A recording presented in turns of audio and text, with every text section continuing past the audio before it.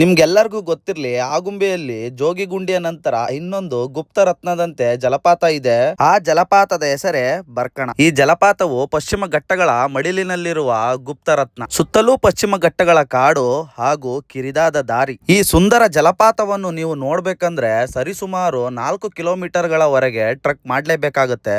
ಕೆಸರು ಮತ್ತು ಕಲ್ಲಿನಿಂದ ಕೂಡಿದ ಈ ಕಿರಿದಾದ ದಾರಿಯಲ್ಲಿ ಅವಳೆಡೆಗೆ ನೀವು ಕಾಲ್ನಡಿಗೆಯಲ್ಲೇ ಹೋಗ್ಬೇಕು. ಜಲಪಾತದೆಡೆಗೆ ನಾವು ಕಾಲ್ನಡಿಗೆಯಲ್ಲಿ ಹೋಗುವಾಗ ನಮಗೆ ದಾರಿ ಉದ್ದಕ್ಕೂ ಒಂದೆರಡು ನದಿಗಳು ಸಿಗ್ತವೆ. ಆ ನದಿಯ ನೀರು ಎಷ್ಟು ಪರಿಶುದ್ಧವಾಗಿತ್ತು ಅಂದ್ರೆ ತಾಯಿ ತನ್ನ ಮಗುವಿನ ಮೇಲೆ ಇಟ್ಟಂತಹ ಪರಿಶುದ್ಧವಾದ ಪ್ರೀತಿಯ ತರ. ಸುಮಾರು 4 ಕಿಲೋಮೀಟರ್ಗಳವರೆಗೆ ಟ್ರೆಕ್ ಮಾಡಿದ ನಂತರ ನನಗೆ ಸಿಕ್ಕಿದ್ದು ಈ ಸುಂದರ ಜಲಪಾತ. ಈ ಜಲಪಾತವು ಪಶ್ಚಿಮ ಘಟ್ಟಗಳ ನಡುವೆ ಧುಮ್ಮಿಕ್ಕುವುದನ್ನ ನೋಡ್ಲಿಕ್ಕೆ ಎರಡು ಕಣ್ಣು ಸಾಲದು.